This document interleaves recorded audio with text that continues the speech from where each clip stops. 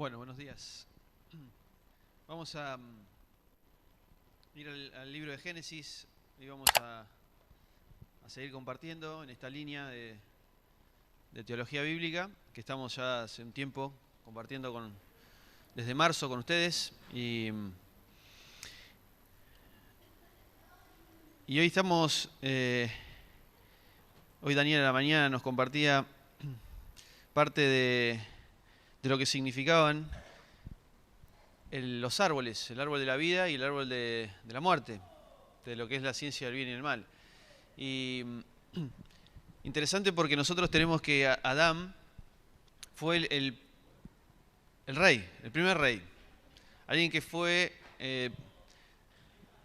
denominado o determinado por Dios para que gobierne este mundo, es decir, para que cogobierne, es decir, para que gobierne en nombre de Dios, o sea, Dios gobernando a través de él, el mundo.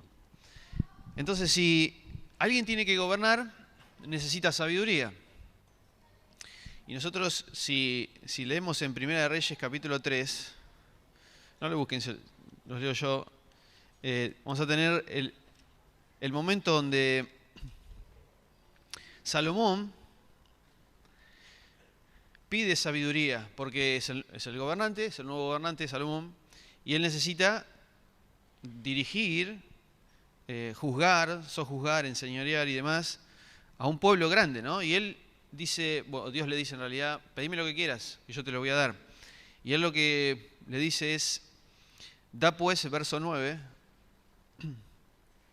perdón, vamos a leer el 7, Primera Reyes 3, 7. Y ahora, oh Dios mío, tú has constituido a tu siervo rey en lugar de mi padre David, aunque soy un joven, un niño pequeño, en realidad la palabra es niño, y no sé cómo salir ni cómo entrar, yo no lo sé.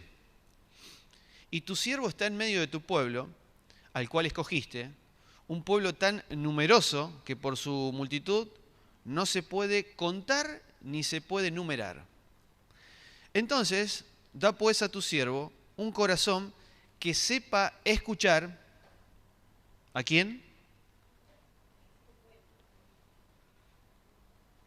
¿Pero a quién tiene que escuchar Salomón? A la sabiduría, ¿no? A Dios.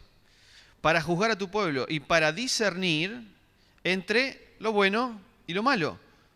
Porque ¿quién será capaz de juzgar este pueblo tuyo tan grande, no? Y obviamente que esta petición agradó a Dios por haber pedido a Salomón semejante cosa. Y Dios no solo le da lo que pide, sino mucho más. Pero lo que tenemos acá es un gobernante que tiene que gobernar, obviamente, que tiene que llevar adelante, que tiene que juzgar. Pero él ¿cómo se declara? Salomón se declara como un niño que no sabe discernir entre lo bueno y lo malo, que no sabe entrar ni salir. Está hablando de una dependencia, de una vulnerabilidad de Salomón, diciendo yo sinceramente no tengo la sabiduría para hacer lo que vos me llamaste a hacer. Entonces yo necesito escuchar, es decir, tomar del árbol de la vida. Esa es la imagen. Acá se está repitiendo otra vez el patrón de Génesis 3. Un gobernante que necesita sabiduría para saber dirigir un pueblo. Y él está diciendo, yo necesito escucharte, porque yo soy un niño.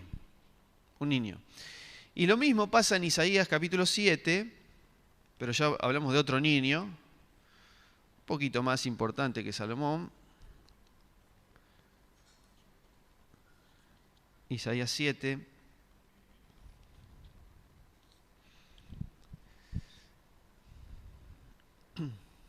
Verso 14. Esto es muy conocido.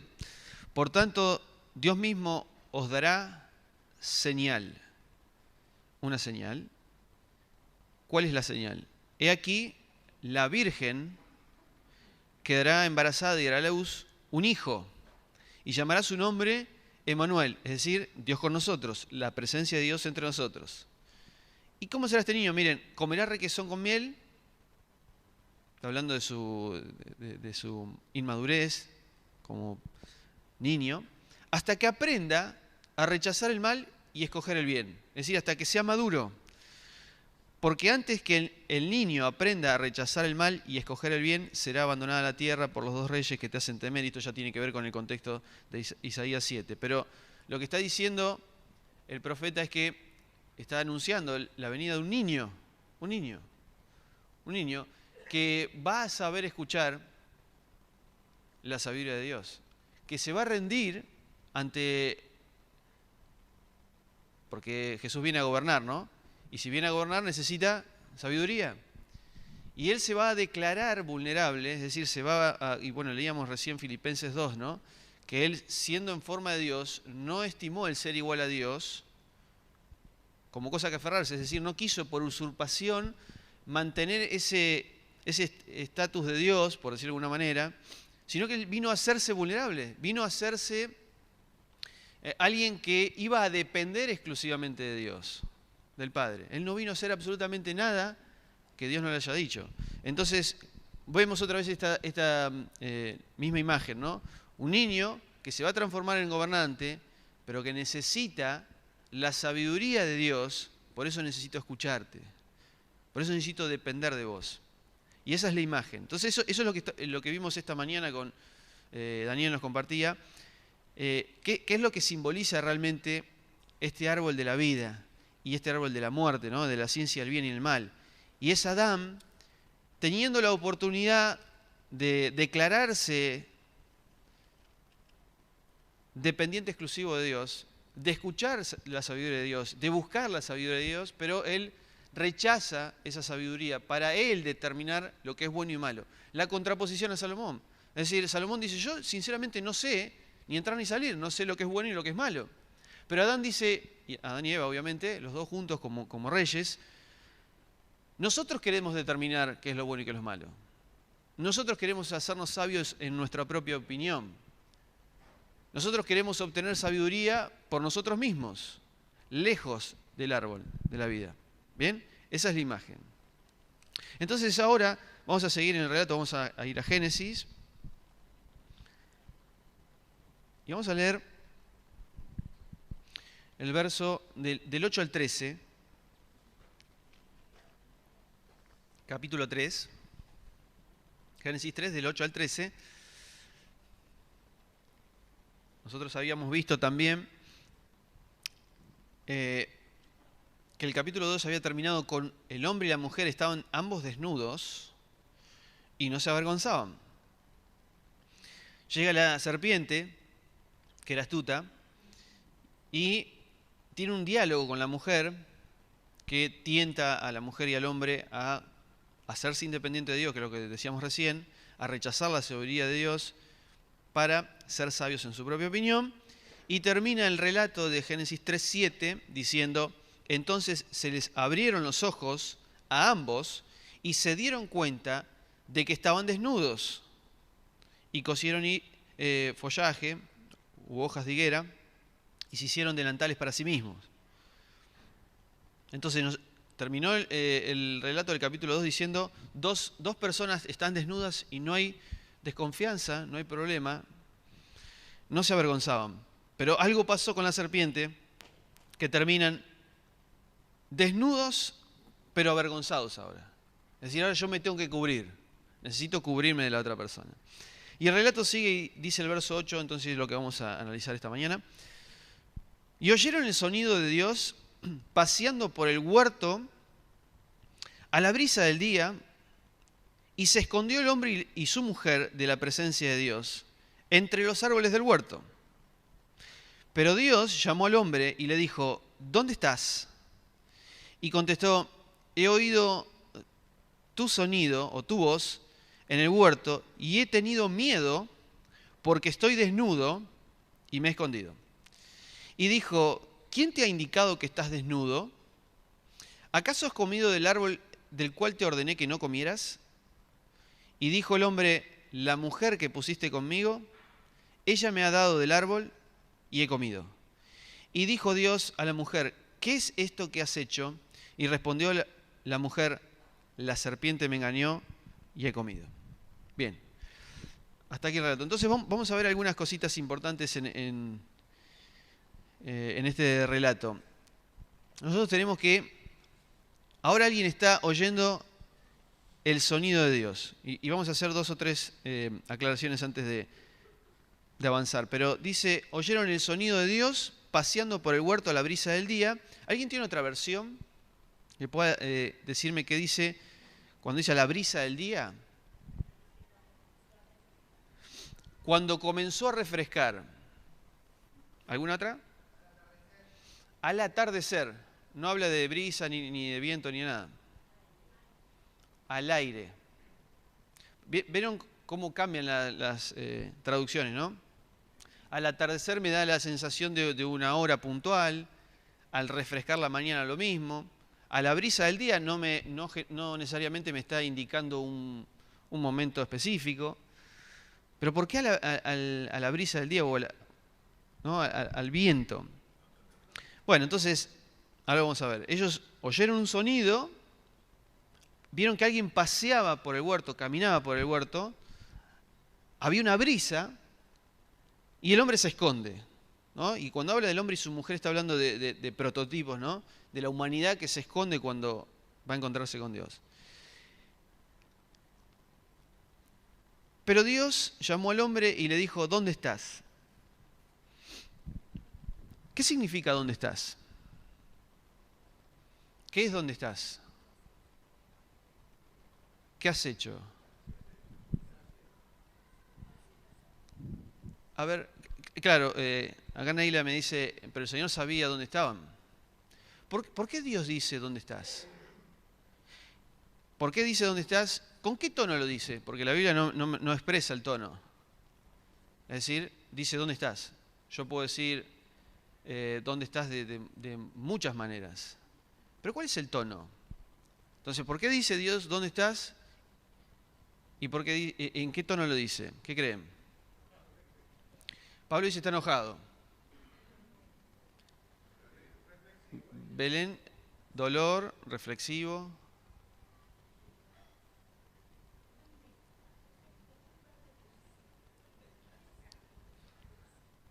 Bueno, acá algunos hablan, no sé si me están hablando a mí o están hablando en voz baja, pero... ¿Dónde estás? Dice, ¿dónde estás? ¿Qué es eso? ¿Es negativo, es positivo, es fuerte, es tranquilo? Es fuerte. ¿Vieron cuando uno, bueno, los que son padres por ahí pueden saber, o los que son maestros de niños, cuando alguien hace algo malo y viene el padre o el maestro, el profesor, ¿qué hiciste? ¿No? ¿Pero cómo es ese que hiciste? ¿Un poco de tristeza? Bueno. Entonces cuando... A ver, porque como la Biblia no tiene expresiones, el contexto me puede ayudar y el original hebreo, que bueno, por ahí nosotros nos cuesta porque no lo tenemos en español, también nos puede ayudar un poquito, pero muchas veces el ¿dónde estás? Puede ser una expresión que yo la puedo tomar como algo negativo en el sentido, está enojado. ¿Dónde estás? Como que voy a... Bueno, sí, pero yo como padre, por ejemplo, a mí no me sale eso. Cuando mis hijos hacen algo malo, digo, ¿dónde estás parado, hijo? No, uno termina diciendo... Vieron que uno cuando pregunta dónde estás es para encontrarte, para disciplinarte, ¿verdad? Nunca alguien reacciona, qué lindo que mis hijos son desobedientes, ¿no? Pero lo que Dios está diciendo tiene que ver con algo mucho más diferente a lo que podría reaccionar un padre como nosotros, ¿no? Pero vamos a ir de nuevo. Tenemos ahí en el verso 8 un sonido. ¿Con qué está un sonido? Y tenemos la palabra... ¿Alguno tiene otra versión que diga otra cosa que no sea pasear por el huerto? Recorriendo. Iba y venía. ¿Eso dice la versión? Interesante, iba y venía. Cuando uno va y viene, sí, no, esto va y viene es como está enojado, ¿no? Como un león que va y viene. Pero bueno, ¿cuál es la imagen que me está expresando el escritor? Porque yo me hago una imagen con lo que leo. Entonces, hay un sonido y hay alguien que está paseando. Miren, esa palabra paseaba en el jardín, nosotros la tenemos en otros, la misma palabra paseaba, la tenemos en otros pasajes. Por ejemplo, en Génesis 5:22. En Génesis 5:22 dice, y anduvo Enoc con Dios 300 años después de haber engendrado a Matusalén, y engendró hijos e hijas, y fueron todos los días de Enoc 365 años, y Enoc anduvo con Dios y desapareció porque lo arrebató Dios. Acá tenemos una historia muy, muy particular, no vamos a entrar ahora en detalles de qué pasó con Enoc, pero acá usa la misma palabra. Cuando nosotros en Génesis 3:8 leemos paseando por el huerto, es la misma que dice y anduvo Enoc, y caminó Enoc. Caminó, exacto, esa es la idea, caminó. En Génesis 6 lo volvemos a encontrar, pero ahora en Noé dice, pero Noé halló gracia ante los ojos de Dios. Estos son los descendientes de Noé. Noé, varón justo, fue sin defecto en sus generaciones. Noé caminaba con Dios. Otra vez, la misma palabra. Caminaba, paseaba. Y después tenemos Levítico, ¿no? Miren lo que Dios le dice al pueblo en Levítico 26:9. Volveré mi rostro hacia vosotros y os haré fecundos y os haré multiplicar. ¿Recuerdan esta frase? Serán bendición, multiplíquense. Y confirmaré mi pacto con vosotros. Otra vez, hay un pacto ahí. Comeréis de lo muy añejo y pondréis fuera lo añejo para guardar lo nuevo. Pondré mi tabernáculo en medio de vosotros y mi alma no os abominará. Y andaré en medio de vosotros. Esa es la palabra, andaré, caminaré, voy a pasear en medio de nosotros. Porque esa es la idea, es Dios paseando entre nosotros. Y seré a vosotros Dios y vosotros me seréis por pueblo. Y hay un detalle muy gracioso en Deuteronomio 23:12 que tenía que ver con las leyes sanitarias, que era dónde hacían sus necesidades las personas que estaban en el pueblo. Y Dios le había dado una orden, y fíjense por qué. Deuteronomio 23:12 dice, tendrás por cierto lugar fuera del campamento, donde salgas afuera, y entre tus utensilios tendrás una estaca, y será que antes de acuclillarte afuera, ¿saben para qué es eso?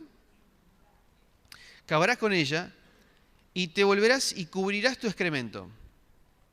¿Por qué? Porque Jehová tu Dios anda, pasea, va y viene en medio de tu campamento para librarte y entregar a tus enemigos delante de ti.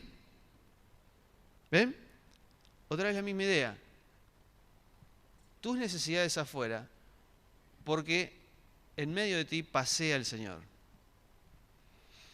Entonces la idea, y me gustó la versión que tiene Luis, porque dice va y viene, porque en realidad en el hebreo esto de pasear y caminar, vieron que en Amós leemos un versículo que dice, ¿caminarán dos sin estar de acuerdo? Es esta idea, ¿no? ¿Van a pasear juntos si no están de acuerdo? ¿Van a caminar? Entonces, todos los días Dios se presentaba para pasear junto con Adán y Eva. Eso es lo que está diciendo el original de hebreo, ¿no? Hay un va y viene, es continuo. Es continuo, es un pasear diariamente. Pero ahora, cuando Dios se presenta para pasear, no ve a nadie. ¿Por qué? Porque están escondidos. Miren, cuando nosotros leemos también a la brisa del día, o por eso pregunté al atardecer, la frescura del día, ¿qué significa la brisa? Hay un viento ahí, ¿no? ¿Saben cuál es la palabra en el original hebreo para brisa? El ruaj, el espíritu, lo que se traduce como viento en Génesis 1, como espíritu en Génesis 1, es la misma palabra. Entonces, claro, si hay un sonido, y esto nosotros lo vemos en Éxodo 19, cuando habla de el viento vinculado al sonido de Dios, van a ver en Éxodo 19, yo traje algunos versículos, pero quiero avanzar un poquito más rápido. Pueden leer en Éxodo 19, Éxodo 20, que siempre hay un sonido que es previo a la manifestación de la presencia de Dios. Es decir, hay un sonido y después hay como un trueno, que es como cuando Dios hablaba con Moisés. De hecho, el pueblo le dice, cuando escuchaba los truenos, o sea, Dios hablando con Moisés, el pueblo decía, está bien, habla vos, Moisés, con él, y después contanos lo que dijo. Porque les daba miedo el hablar con Dios. Porque había un sonido fuerte que era la manifestación de la presencia de Dios, ¿no? Ahora, a la brisa del día, otra vez tenemos esta idea de que hay un viento. Miren, en Éxodo, les leo yo, no lo busquen, pero en Éxodo, capítulo 10, dice así, miren, verso 13. Y extendió Moisés su vara sobre la tierra de Egipto, y el Señor hizo soplar un viento del oriente sobre el país todo aquel día y toda aquella noche. Y al venir la mañana, el viento del oriente trajo langostas. Subieron las langostas y demás, ¿no? Estamos hablando de las plagas. En el capítulo 10 también, pero en el 19, dice, y el Señor cambió el viento, y un viento occidental, para el otro lado, muy fuerte, se llevó las langostas. Es decir, hay un viento que trae algo que Dios quiere traer. En Números 11, verso 31, algo parecido. Y salió de parte del Señor un viento que ahora trajo codornices. Antes trajo una especie de juicio, ahora trae una provisión, codornices desde el mar. Y las dejó caer junto al campamento como un día de camino de ese lado y un día de camino del otro lado por todo alrededor del campamento y como 2 codos de espesor sobre la superficie de la tierra, ¿no? Está lleno de codornices. Jeremías 10:13, la misma idea. Cuando Él deja oír su voz, rugen las aguas en los cielos, hacen que vengan las nubes de los confines de la tierra, entre relámpagos hace llover y saca de sus depósitos el viento. Y bueno, tengo el Salmo 107 también que habla de lo mismo, pero esta es la idea, ¿no? Hay un viento que viene, que trae el sonido de la voz de Dios. Hay un Dios que quiere conversar, que quiere pasear, como lo hacía todos los días, con el hombre. Pero el hombre se escondió. Entonces ahora nosotros tenemos, dice el verso, volvemos a Génesis 3:9, y le dice, y llamó el hombre a Dios y le dijo, ¿dónde estás? ¿Dónde estás? Y esta es, otra vez, la idea de pensar, de yo quiero ver dónde está para encontrarlo y castigarlo, o qué es lo que me quiere decir el pasaje, ¿no? Y si nosotros vemos en el original hebreo, esta palabra es una expresión de lamento. Es una expresión de lamento. Es decir, esta misma frase en el hebreo es la misma que aparece en capítulo 1, verso 1 de Lamentaciones. Y se traduce en Lamentaciones al español, ay de ti, va a hablar del pueblo de Israel, ¿no? Ay de ti que hiciste esto, ay de ti que hiciste lo otro. Eso es una expresión de lamento. Mirá dónde estás. Esa es la idea. No es dónde estás que te voy a encontrar para ajusticiarte, sino es dónde estás. No puedo creer que hayas llegado hasta ese punto. Por eso dice, ¿quién te enseñó que estabas desnudo? Y por eso ahora viene una serie de preguntas, que son como 3 o 4 preguntas, que claro, le dice, ¿dónde estás? Después dice, ¿quién te indicó que estás desnudo?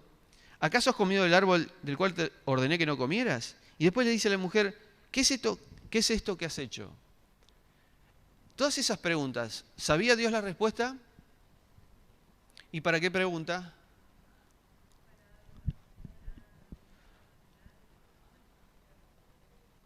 Gaby me dice, para darle a la humanidad la oportunidad de que reconociera lo que había hecho. ¿Algo más? Para que reflexione.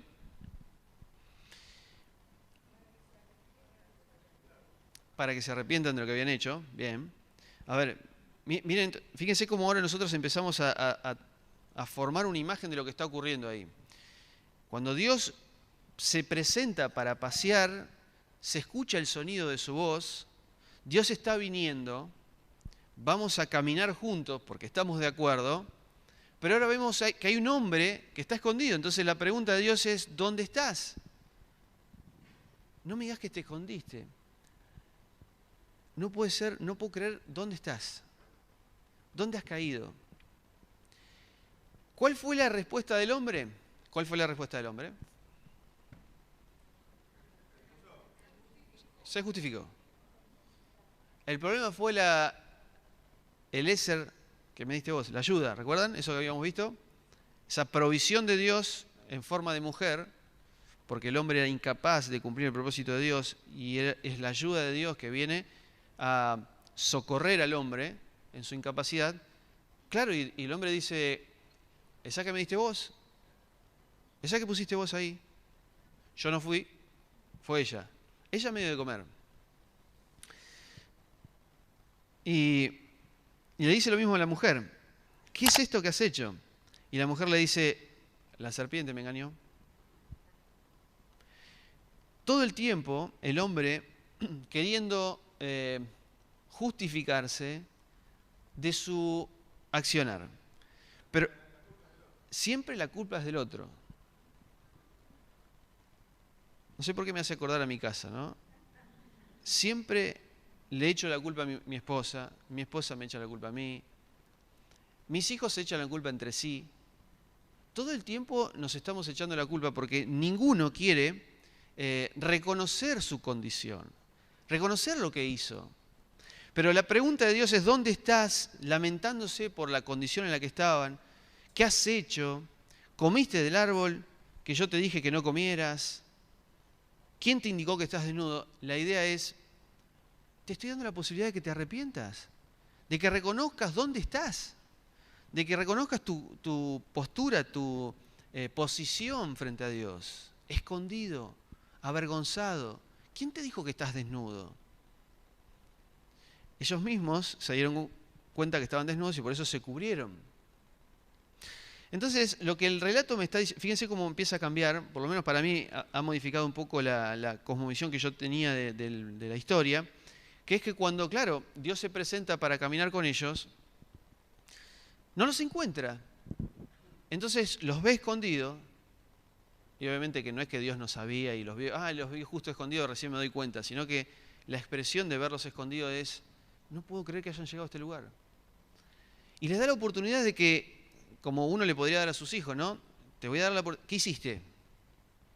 Quiero que me cuentes para ver si estás dispuesto a reconocer tu error o vas a seguir en tu postura de yo no fui, fue mi hermano, mi hermana. Dios le da la oportunidad, pero el hombre una y otra vez vuelve a justificarse, esquivar la responsabilidad, echar la culpa en otro. ¿Cómo? Negar todo, ¿no? Negar todo. Ahora, la misma expresión de dónde estás es la misma que aparece en Caín y Abel. Cuando Caín mata a su hermano, Dios ¿qué le dice a Caín? ¿Qué hiciste? ¿Pero qué más pregunta? ¿Dónde está tu hermano? Otra vez la misma frase, ¿eh? ¿Dónde está tu hermano? ¿Dónde estás? ¿Dónde estás? ¿En qué hace Caín? Lo mismo que Adán y Eva. ¿Yo no fui? ¿Soy yo acaso guarda a mi hermano?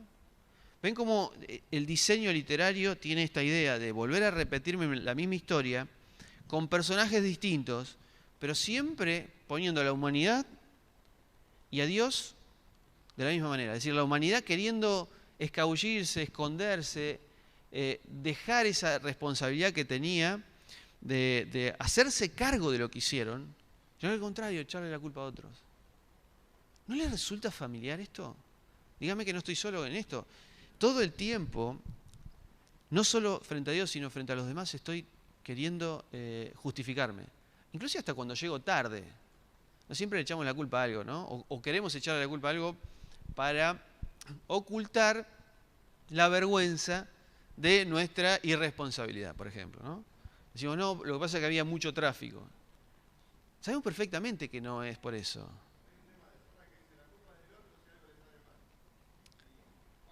Bien.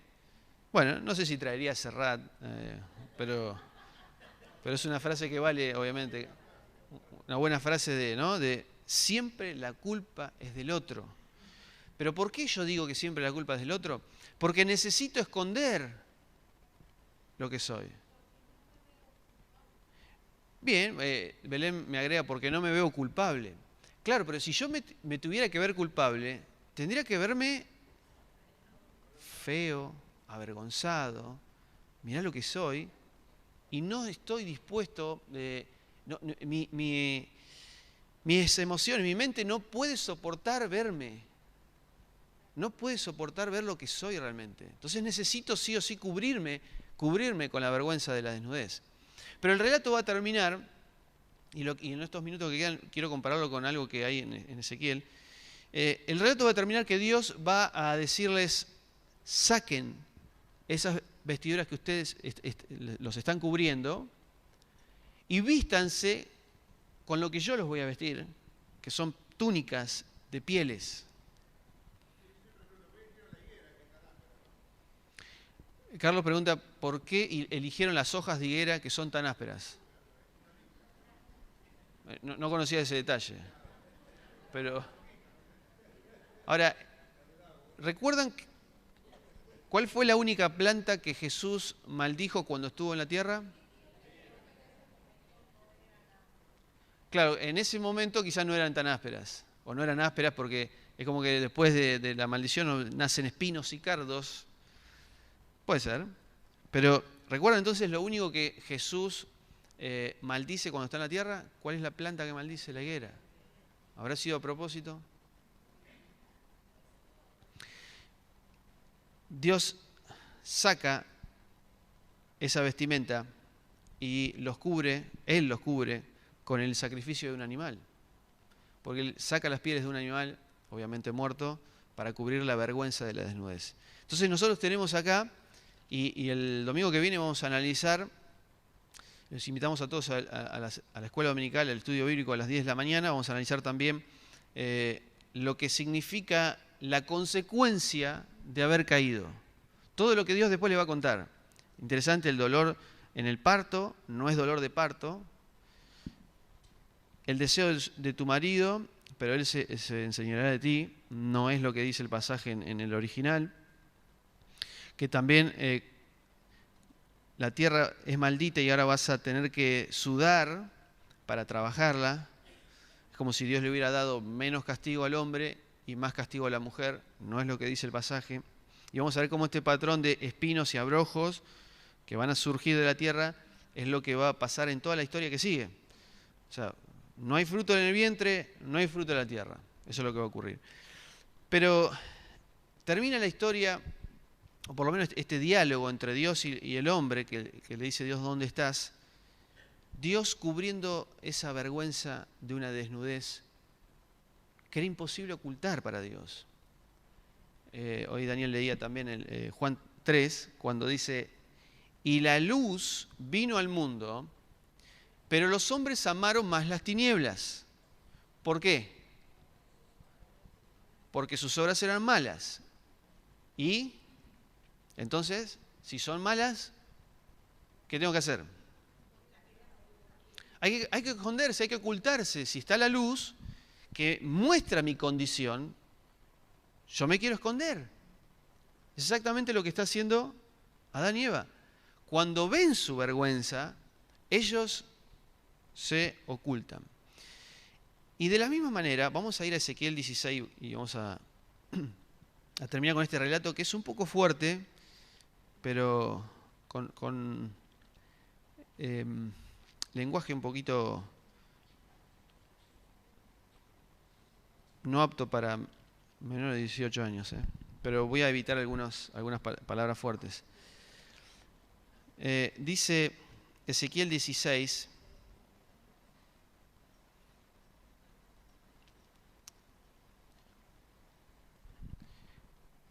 miren, van a aparecer en la pantalla, miren. Vamos a leer 16 del 1 en adelante. Voy a leer despacito y vean la imagen, cómo el profeta está usando el mismo lenguaje que Génesis 3 para mostrar la condición de lo que era Israel. Miren, verso 2.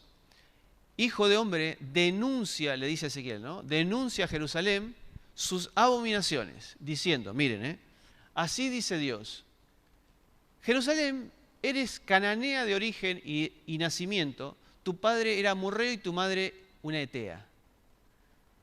¿Qué quiere decir esto? No es bueno de dónde saliste. No es un buen lugar de donde saliste. Y piensen en Abraham fue sacado de un lugar, de Babilonia, que era justo el lugar que había terminado de ser, la humanidad había sido dispersada en Babilonia porque habían querido buscar a Dios por sus propios medios. Dios elige de Babilonia, de el polvo de la tierra. Recuerdan que lo habíamos comparado con Adán, que Dios lo saca del polvo de la tierra para ponerlo en el huerto donde está el árbol de la vida, para tener vida continuamente. Entonces lo saca de este lugar para ponerlo acá. La misma manera. Jerusalén, vos saliste de un lugar que no es bueno. Eres cananea de origen y nacimiento, tu padre era amorreo y tu madre era etea. Perfecto. Miren cómo fue su nacimiento. En cuanto a tu nacimiento, en el día que naciste no fue cortado tu ombligo, no fuiste lavada con agua, ni frotada con sal, ni envuelta en pañales. Nadie se apiadó de ti para hacerte esos menesteres, ni tuvo de ti compasión, sino que, asqueados de ti, te arrojaron a campo abierto el día que naciste. ¿Qué es esto? ¿Qué está expresando esto? ¿Cómo estaba Jerusalén cuando fue elegida? Desechado, despreciada. ¿Ven esto, no? Cuando naciste nadie te cortó tu ombligo, o sea, el cordón, no fue lavado con agua, no fuiste envuelta en pañales, fuiste dejada en el campo. Bueno, no sé, tenía que ver con alguna cuestión higiénica la sal, ¿no? Ahora, pero miren el verso 6. Pero yo pasé cerca de ti, dice Dios, y te vi, revolcándote en tu propia sangre, en tu condición, y mientras yacías en tu sangre, te dije, vive. ¿Por qué dice vive? Sí, cuando estabas en tu sangre te dije vive. ¿Por qué dice vive? Está muerta, o se está muriendo. Como planta del campo te hice y creciste y te hiciste grande. O sea, te di vida y empezaste a crecer. Y dice, y llegaste a ser muy hermosa. Tus pechos se habían formado y tu pelo había crecido, pero estabas desnuda y descubierta. Fíjense cómo está usando las mismas ideas y el lenguaje de Génesis. Estás desnuda y descubierta. Otra vez pasé cerca de ti y te miré, y he aquí que tu tiempo era tiempo de amores, y extendí mi mano a ti, y cubrí tu desnudez, y te di juramento, y entré en un pacto contigo. ¿Qué sería esto? ¿Entrar en un pacto? Matrimonio. ¿No? Entonces, si te vi desnuda, te cubrí, lo mismo que estaba pasando en Génesis 3, te di juramento e hicimos un pacto. O sea, fíjense de dónde saca Dios, dónde pone Dios, y encima hace un pacto con esa persona, la que sigue. Entonces, verso 9, te lavé con agua, lo que no hicieron antes, te lavé con agua, te limpié la sangre encima y te ungí con aceite. Luego te vestí de obra recamada, te calcé de becerro marino, te ceñí de lino fino, te cubrí de seda, te engalané con adornos, puse brazaletes en tu brazo y gargantilla en tu cuello, te puse un pendiente en tu nariz, zarcillos en tus orejas y una diadema hermosa sobre tu cabeza. Y así fuiste adornada con oro y plata, tu vestido era de lino fino, de seda y de obra recamada, comiste flor de harina con miel y aceite, fuiste muy hermosa y prosperaste hasta llegar a dignidad real. ¿Qué está diciendo? ¿Qué es dignidad real? ¿De dónde había salido? Estaba muerta. Estaba despreciada, desechada, nadie había dado sus cuidados, pero Dios la ve, le extiende la mano y la lleva a un lugar, crece, es hermosa, la viste, lo adorna con vestidos, con diadema, con pendientes, zarcillos y demás, y la lleva hasta una dignidad real. Bien. Tu renombre salió entre las naciones a causa de tu hermosura, la cual era perfecta. ¿Pero por qué era perfecta esa hermosura? A causa de mis adornos, dice el Señor, que yo puse sobre ti, dice Dios. Sigue el pasaje. Verso 15. Pero, fíjense que siempre empieza con pero pusiste tu confianza en tu hermosura y te prostituiste a causa de tu renombre, derramaste tus fornicaciones a cualquiera que pasaba, de tal eras, y tomaste de tus vestidos y te hiciste lugares altos de diversos colores y fornicaste sobre ellos. Cosa semejante nunca había sucedido, ni nunca más sucederá. Tomaste asimismo tus hermosas alhajas de oro que yo te había dado, y te hiciste estatuas de varones y fornicaste con ellas. Tomaste tus vestidos recamados y los cubriste con ellos y pusiste mi aceite y mi incienso delante de ellos, también mi pan que yo te había dado, la flor de harina, el aceite, la miel, con que yo te alimentaba, los pusiste delante de ellas como olor grato. Sí, esto sucedió, dice el Señor. Lo que sigue. Verso 29. Multiplicaste tus fornicaciones. Fíjense a dónde está ahora, ¿eh? Después de que Dios la había levantado, la había puesto con dignidad real, ahora multiplicaste tus fornicaciones desde la tierra de Canaán hasta Caldea, pero ni aún así te saciaste. Oh, cuán inconstante es tu corazón. Oh, cuán inconstante es tu corazón. Dice Dios, habiendo hecho todas estas cosas, fechorías de una ramera disoluta, edificando tu burdel en cada encrucijada de camino y haciendo tus altares en cada plaza, ni siquiera has sido igual a la ramera, pues no cobrabas la paga de prostitución. Pagabas para prostituirte. Ah, mujer adúltera, que en vez de su marido admite a los extraños. A toda ramera se le paga un precio, pero tú pagabas tu precio a todos tus amantes y les dabas regalos para que de todos lados vinieran a pecar contigo. Y en tus fornicaciones ha sucedido contigo lo contrario que las demás mujeres, porque ninguno te solicitó para fornicar, pero tú diste la paga en lugar de recibirla. En esto ha sido diferente. Por tanto, oh prostituta, oye palabra del Señor. Y aquí viene, ¿no? Así dice Dios, por haber sido derramada tu inmundicia y descubierta tu desnudez, lo mismo que Génesis 3, por tus fornicaciones con tus amantes y por todos los ídolos de tus abominaciones, por cuanto les ofreciste la sangre de tus propios hijos, he aquí voy a reunir a todos tus amantes con quienes te has gozado, tanto a los que amabas como a los que aborrecías. Los reuniré contra ti desde toda parte y descubriré tu desnudez delante de ellos. Otra vez, desnudez delante de ellos, para que observen todas tus vergüenzas. Te aplicaré la pena de las adúlteras y de las homicidas y descargaré sobre ti la sangre de la ira y de los celos. Te entregaré en manos de ellos y destruirán tus lugares altos. Derribarán tus altares, te despojarán de tus ropas, se llevarán tus hermosas alhajas y te dejarán desnuda y descubierta. ¿En qué se transformó ahora?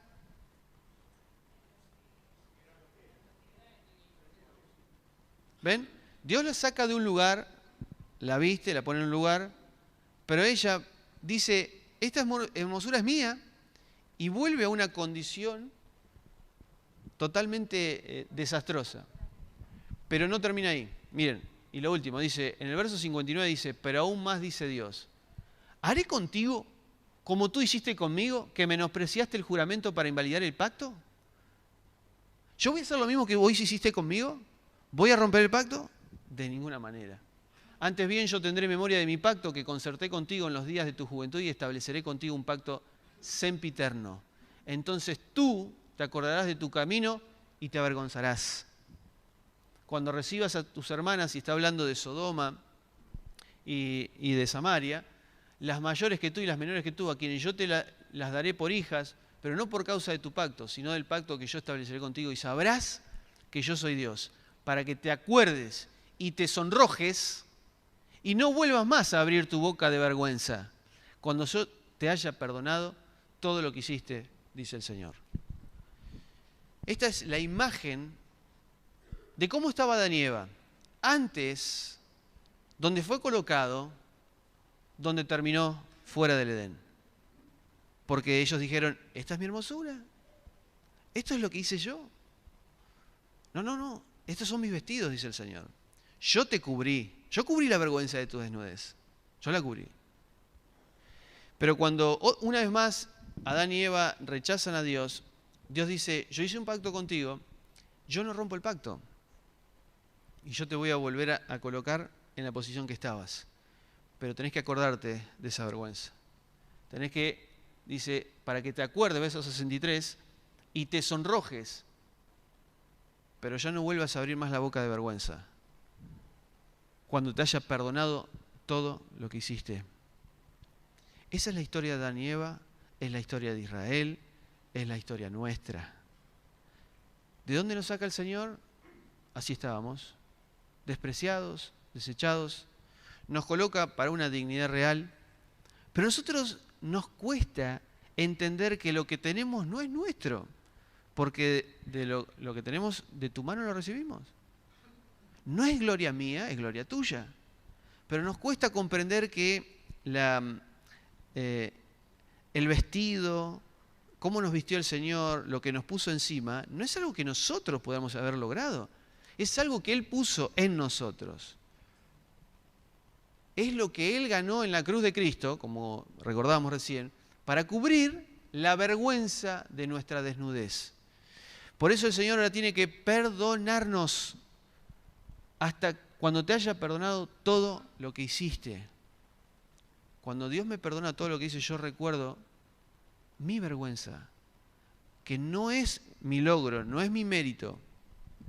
Por eso el Señor nos ha visto y nos ha dicho, ¿dónde están? ¿Dónde están? ¿Dónde han caído?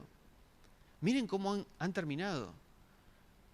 Pero por amor a mi pacto, o sea, por lo que yo voy a hacer por ustedes, yo los saco de esa vergüenza, los vuelvo a vestir, los perdono y cubro esa desnudez, esa vergüenza. Porque la desnudez es un símbolo de vulnerabilidad. Estoy desnudo y no sé cómo cubrirme, me da vergüenza lo que veo.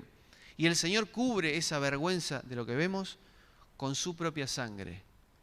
Y hoy nosotros podemos disfrutar, aunque recordamos nuestra vergüenza y nos ponemos rojos cuando nos damos cuenta de lo que hicimos, porque entendieron lo que hizo Israel, ¿no?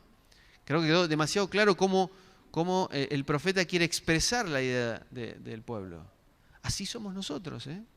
La idea de leer Ezequiel es no pensar en lo que era el pueblo de Israel, sino es un espejo. Ahí me veo yo. Eso es lo que yo hice. Y eso es lo que es Dios.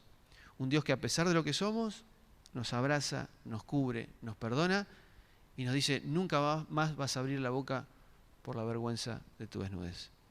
Ese es el Evangelio y eso es lo que se viene repitiendo desde Génesis, Ezequiel, los Evangelios, Pablo, siempre la misma idea. ¿De dónde nos sacó Dios? ¿Dónde nos puso? En lo que nos convertimos y en su perdón y en su gracia infinita. Oramos. Señor, te agradecemos porque en este día especial hemos recordado una vez más tu muerte.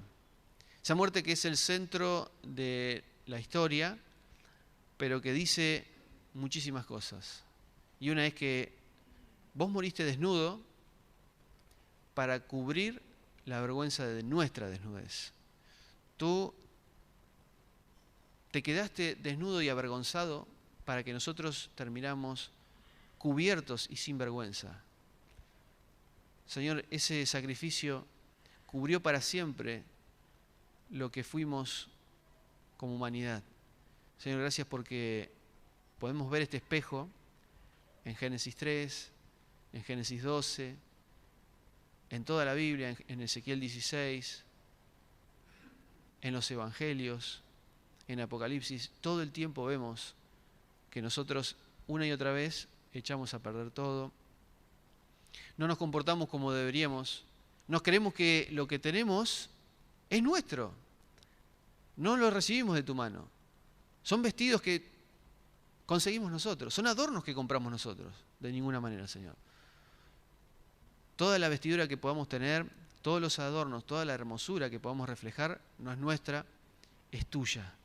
Porque ahora ya no vivo yo, Cristo vive en mí, y lo que ahora lo vivo en la fe en el Hijo de Dios, el cual se entregó por mí. No es mi hermosura, es la tuya. Queremos que los demás puedan ver esta hermosura. Porque si sale a luz nuestro ego, echamos a perder todo. Señor, queremos acordarnos de esta vergüenza, sonrojarnos y decir de dónde nos has sacado. Señor, te amamos, te exaltamos, te reconocemos porque nunca hubiéramos podido alcanzar absolutamente nada si vos no nos hubieras visto cuando estábamos desnudos en el campo, tirados, despreciados, dejados de lado, sin cuidado, casi muertos. Gracias, Señor, por habernos rescatado, porque entregaste tu propio Hijo para que esto sucediera. Te exaltamos en esta mañana en el nombre de Jesús. Amén. Dios les bendiga, hermanos.